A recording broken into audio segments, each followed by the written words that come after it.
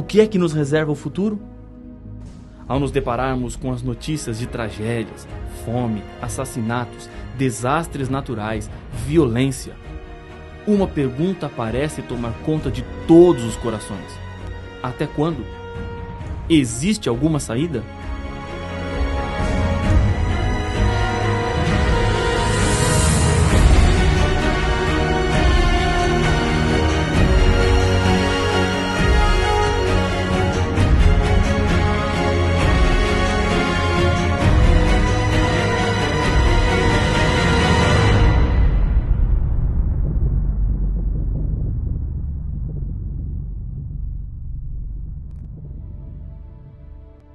O estudo do Apocalipse enche de esperança os que acreditam em Jesus.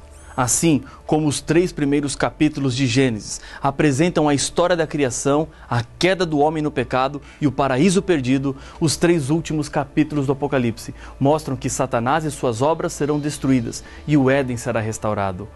O livro do Apocalipse é a esperança e a certeza que temos de que Deus quer dar de volta ao ser humano tudo aquilo que ele tinha, mas perdeu com a entrada do pecado. Poderíamos dizer que o Evangelho do Apocalipse é a nossa segurança neste mundo cheio de incertezas. Mas existe um livro chamado Evangelho do Apocalipse?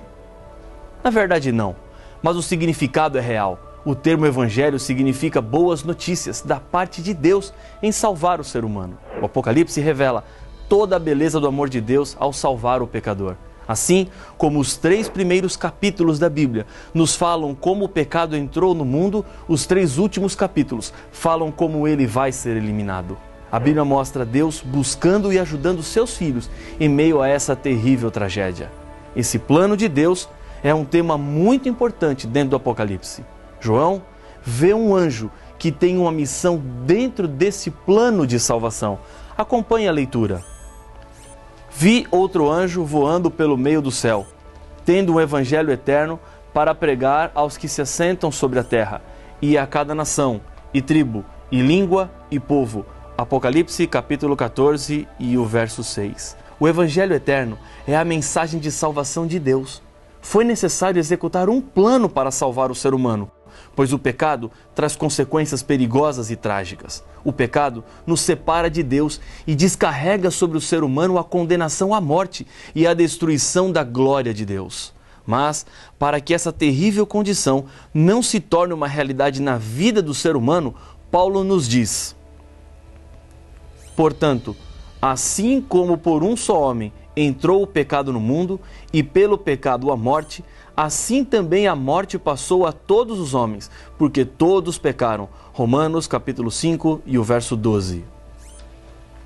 Depois da Batalha de Bautzen, Napoleão Bonaparte escreveu: não perdi ninguém de importância.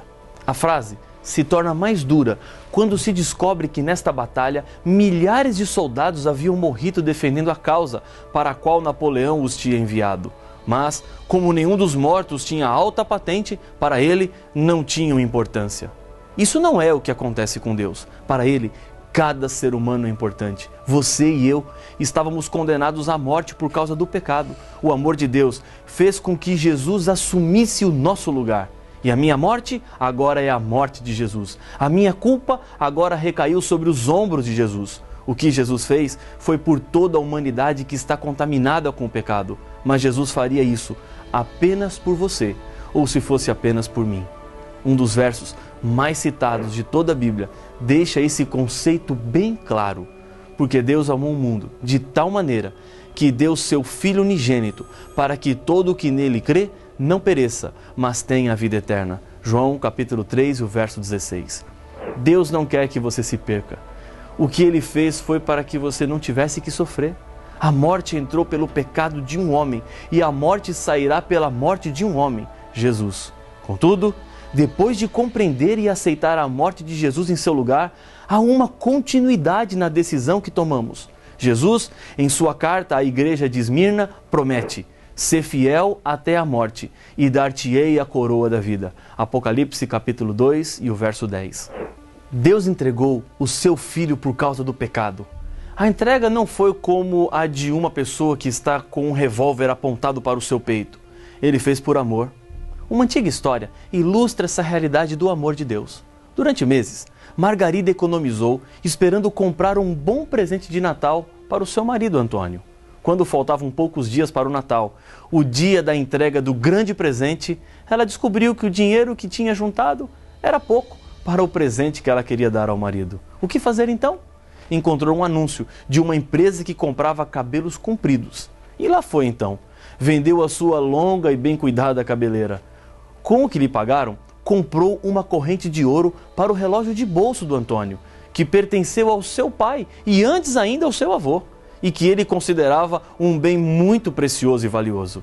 Naquele dia, Antônio, quando chegou em casa, trouxe um pacote com um presente de Natal para sua esposa. Ao abrir, Margarida viu 2 lindas presilhas de cabelo, que durante algum tempo admirava na vitrine de uma loja. Ao refazer-se da tristeza que lhe veio ao pensar que agora elas seriam inúteis, pois já não tinha os longos cabelos, correu para buscar a corrente de ouro que tinha comprado para o marido.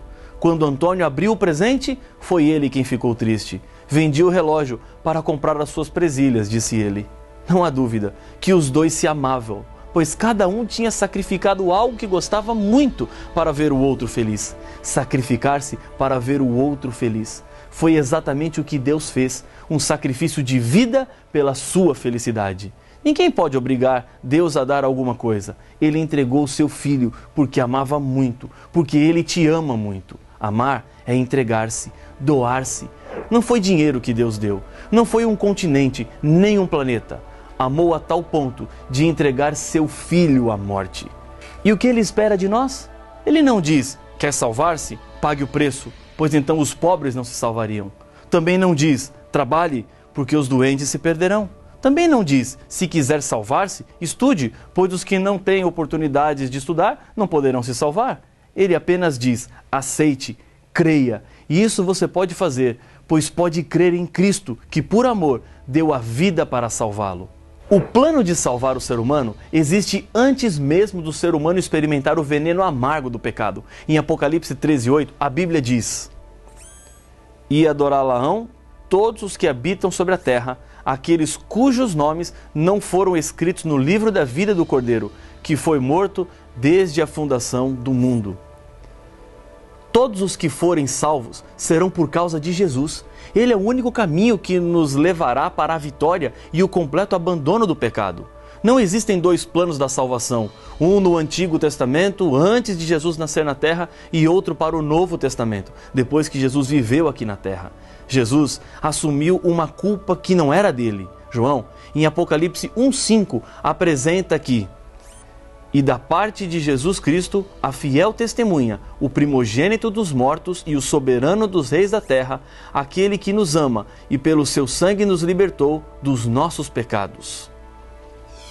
Antes de Jesus tornar-se homem, a salvação somente seria consumada no futuro, quando Jesus assumiria de uma vez por todas a culpa do ser humano. Mas, para que essa realidade não fosse perdida desde os dias de Adão, e depois os rituais que envolveriam o santuário que Deus mandou construir, cordeirinhos deveriam ser sacrificados como símbolos. O pecador colocava sua mão sobre a cabeça do cordeiro e transferia a sua morte, consequência do seu pecado, para o inocente animal. Essa morte acontecia no lugar da morte do próprio pecador. Jesus interrompeu esse sacrifício de animais porque ele é o Cordeiro de Deus e a sua missão de tirar o pecado do mundo foi bem sucedida. Não há outra opção ou forma de sermos salvos. Em Atos capítulo 4, versos 11 e 12, lemos: Este Jesus é pedra rejeitada por vós, os construtores, o qual se tornou a pedra angular.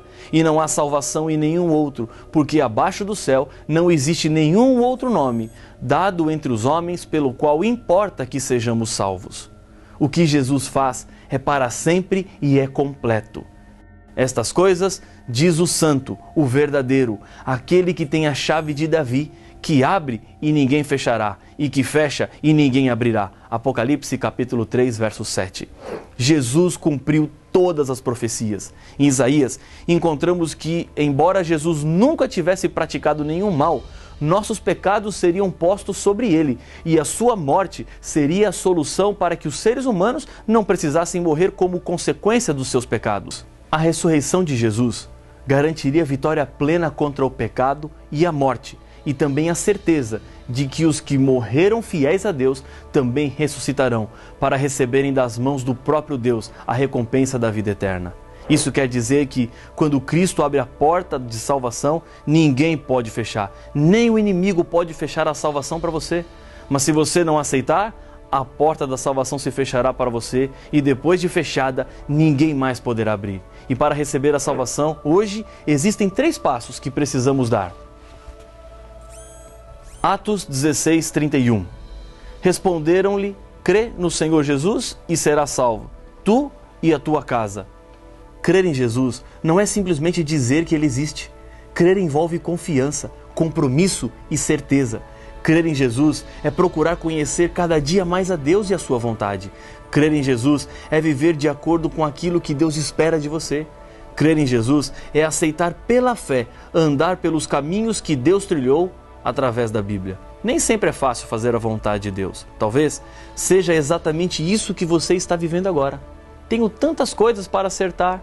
Os meus problemas são muito complicados. Como é que a minha família vai reagir? Se você não confiar em Jesus, Ele não pode te salvar. Deus criou você como um ser livre. Ele respeita suas decisões, mas hoje apela incansavelmente ao seu coração dizendo: filho, filha, deixe-me cuidar de você. Segundo ponto, Atos capítulo 3 e o verso 19. Arrependei-vos, pois, e convertei-vos para serem cancelados os vossos pecados. Arrepender-se é a tristeza por aquilo que você fez e a vontade de não fazer mais. Arrependimento envolve a busca para a transformação do seu coração e da sua vida. No grego, a expressão usada é metanoia, que quer dizer mudança de mentalidade. Ou seja, na Bíblia, arrependimento significa mudar a sua opinião. É uma mudança genuína da mente e atitude para com Deus, consigo mesmo e com os demais. A pessoa arrependida, por meio do Espírito Santo, começa a ver as coisas como Deus vê. Conversão, portanto, significa dar uma volta e retroceder no caminho da vida de pecado, avançando para Deus. Terceiro passo, 1 João 1,9. Se confessarmos os nossos pecados, Ele é fiel e justo para nos perdoar os pecados e nos purificar de toda injustiça. Primeiramente, o texto deixa bem claro que os seus pecados devem ser levados diretamente a Deus. Paulo, em sua primeira carta a Timóteo, capítulo 2, verso 5, diz que: porquanto há um só Deus e um só mediador entre Deus e os homens, Cristo Jesus, o homem. A razão disso é claramente vista em toda a Bíblia. Só Jesus tem a natureza divina e humana. Jesus é Deus e para salvar os seres humanos tomou a natureza humana. Jesus não cometeu nenhum pecado, portanto não merecia morrer. Mas Ele morreu para pagar a dívida que os nossos pecados causaram. Não existe outro que reúne essas características para falar ao homem sobre as coisas de Deus em linguagem de homens e que tenha poder para apresentar-se a Deus e falar com Ele de igual para igual a respeito dos problemas dos homens. É apenas para Jesus que o seu pecado deve ser confessado. Feche a porta do seu quarto ou aí mesmo onde você está e confesse a Deus os seus pecados. Você não precisa de nenhum ser humano que te leve até Deus, pois essa é a função de Jesus Cristo. Ele te coloca em contato com Deus diretamente. Alguém me disse uma vez: por que preciso confessar os meus pecados se Deus sabe todas as coisas? A confissão serve para fortalecer o seu relacionamento com Deus e ao confessar, você está buscando em Jesus o poder e a força para vencer. A confissão envolve alguns elementos tais como: primeiro, sinceridade. Lembre-se que você está falando com Deus, que sabe todas as coisas. Não fique preocupado em querer impressionar a Deus. Abra o seu coração, fale tudo o que está dentro de você. Fazer isso lhe fará muito bem. Tenho certeza disso. Tire essa angústia do coração, pare diante de Deus e sinta-o ao seu lado. Segundo, não justifique os seus pecados. Deus sabe o que você fez e por que fez. Não tente arrumar um culpado para o seu erro, como se você não tivesse nenhuma culpa. É uma tendência natural do ser humano sempre querer justificar as suas falhas ou explicar por que alguma coisa deu errado, achando sempre um culpado. Terceiro, humildade e tristeza. Esvazie-se do seu eu. Deixe de lado toda a vaidade ou orgulho. Reconheça a sua incapacidade e demonstre sua insatisfação por causa daquilo que você fez. Quarto, saiba da certeza do perdão.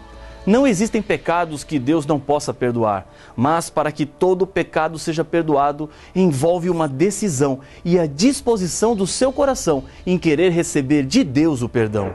Jesus hoje está lhe dizendo: eis que estou à porta e bato. Se alguém ouvir a minha voz e abrir a porta, entrarei em sua casa, cearei com ele e ele comigo. Apocalipse capítulo 3, verso 20. Jesus está batendo porque ele quer entrar. Não deixe Jesus continuar do lado de fora. O que ele tem para fazer em sua vida começa no seu coração. Ele quer mudar o seu caráter, transformar os seus hábitos. Porque Deus é quem efetua em vós tanto querer como realizar, segundo a sua boa vontade. Filipenses 2,13. Não quer você experimentar essa transformação agora? Repita comigo o que eu vou dizer, aí mesmo onde você está. Não se preocupe se alguém vai lhe ver. Lembre-se que esse é um momento especial, apenas entre você e Deus. Senhor, reconheço que sou fraco diante das tentações e do pecado.